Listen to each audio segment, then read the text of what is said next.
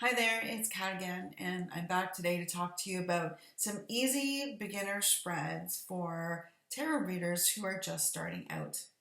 So I'm going to break this down into three separate videos. The first video is going to be about one card spreads, and then there'll be one about two, and then three, and maybe I'll combine the two and the three. I haven't really decided yet. But for today, we're just going to talk about one card spreads. So one card spreads are a great way to learn. They're a great way to practice your skills. And lots of people use a one card spread. Beginner readers do, experienced readers do. Lots of people use a one card spread for a lot of different reasons. Honestly, they're used by so many readers. Nobody should feel put off by doing a one card spread. You should never feel like you aren't really reading the cards. Because you are. So don't be afraid to just pick a card and put it on the table and do a spread.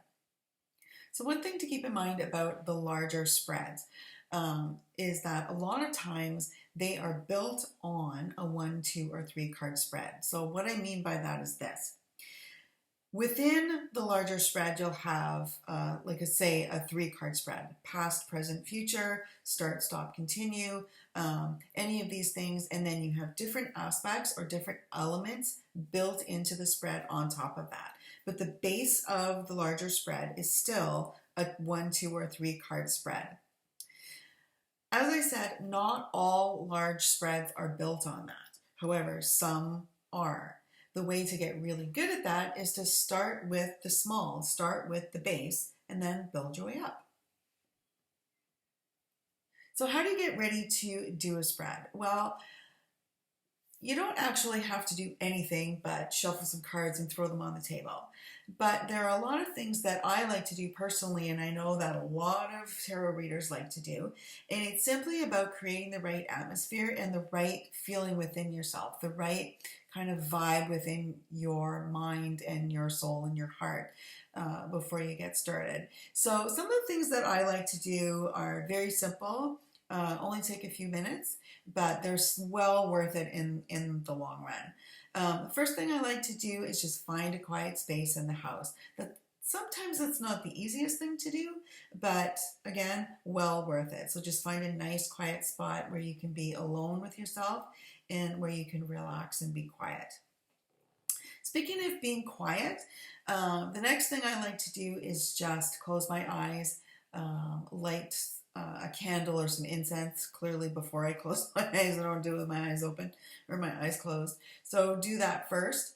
Then close your eyes, take a few deep breaths, and just feel calm and relaxed on the inside. When you're calm and relaxed on the inside, you have a much better chance of having a nice deep thorough reading.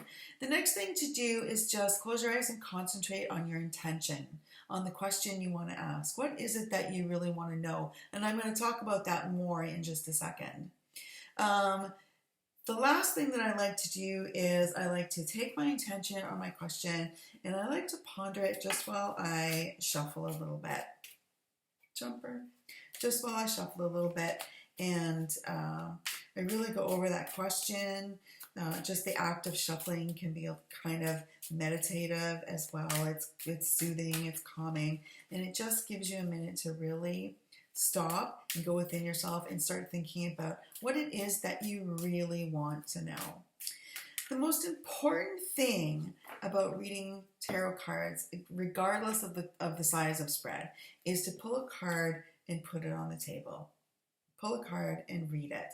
And if you're not doing that, it doesn't matter what else you do to get ready. Just pull the card and read it. Okay, so there are different ways that we can use a one card spread. And the first way we can use it is to generate a yes and no answer to a question. Let's say you ask the question, should I buy the car?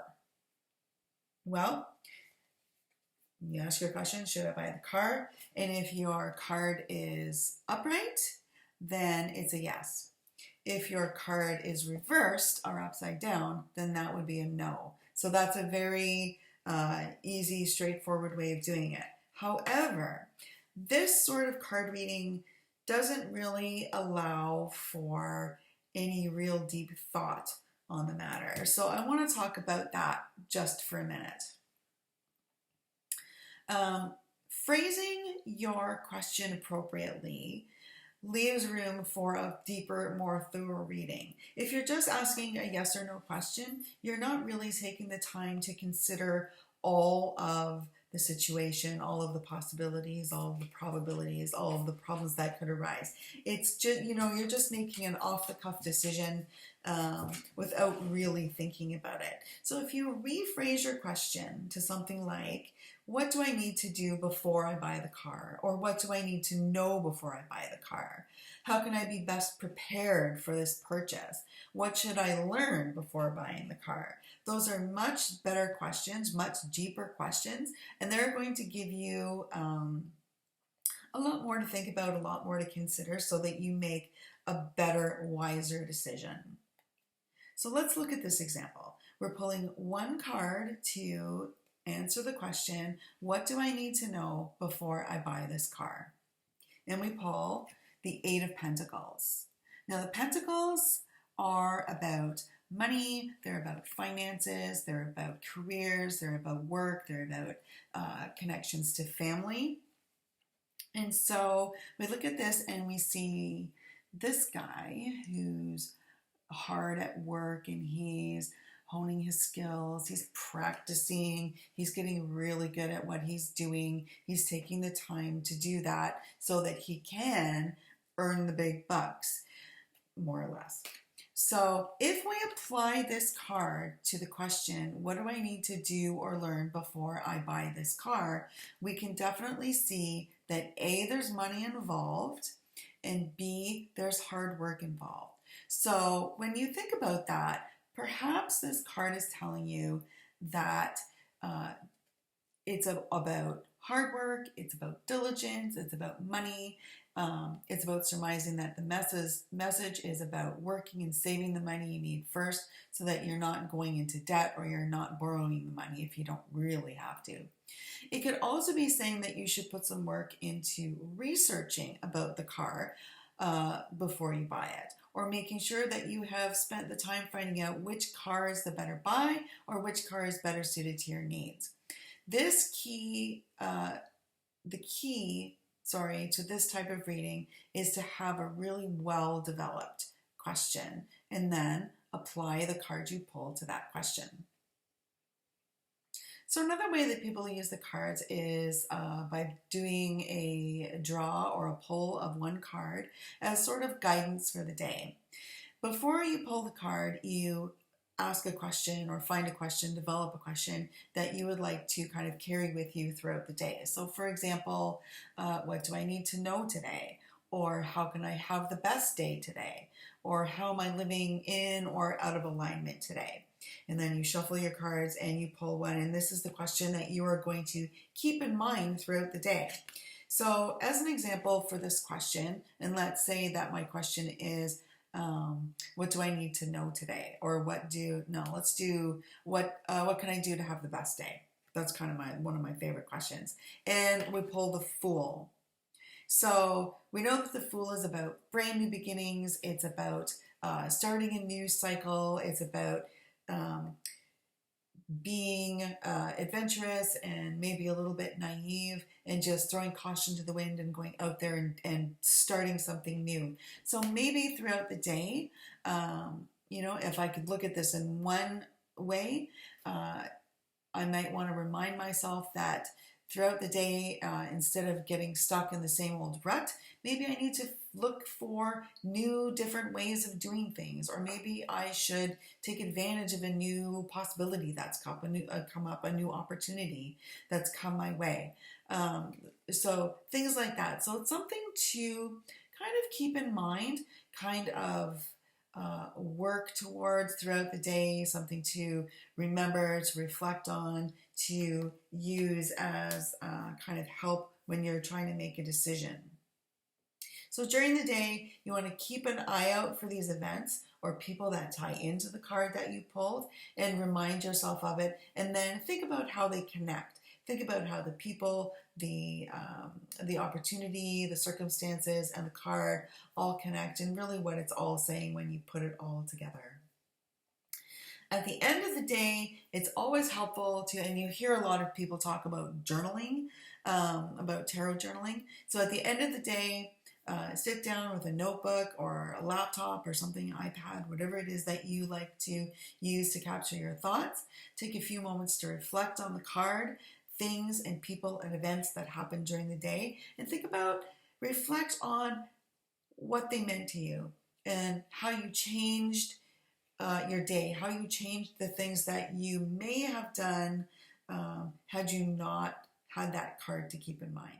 So there are endless ways that you can use a one card draw, and an equally endless amount of questions that you can ask that really serve to help you get to know yourself, help you work through problems, help you learn the cards, and help you develop your skills so that you can move on to bigger, more complicated spreads. So one thing to keep in mind about the larger spreads is that a lot of times they are built on a 1, 2, or 3 card spread. So what I mean by that is this. Within the larger spread, you'll have, like I say, a 3 card spread: past, present, future, start, stop, continue, any of these things. And then you have different aspects or different elements built into the spread on top of that. But the base of the larger spread is still a 1, 2, or 3 card spread. As I said, not all large spreads are built on that. However, some are. The way to get really good at that is to start with the small, start with the base, and then build your way up. So let's just recap really quickly the 3 ways in which you can use a 1 card spread or a draw. Now, I'm sure that these aren't the only ways, but they're the 3 ways that I've covered for today. So the first is as a yes or no answer to a very basic question. This gives you limited information, however. The second way in which you can use a 1 card spread or a draw is to answer the same basic question, just asked in a much more well-developed way, and which will give you more information, more to think about, and more to chew on. Thirdly, you can use it as a kind of a personal development tool to look for guidance throughout your day, and that's by taking the meaning of the card and applying it to things that happen throughout the day. If you'd like to see a written version of everything that I've included in this video, click on the link below in the description of the video and it'll take you to my blog. So until next time, I hope you have a great week and practice reading those cards.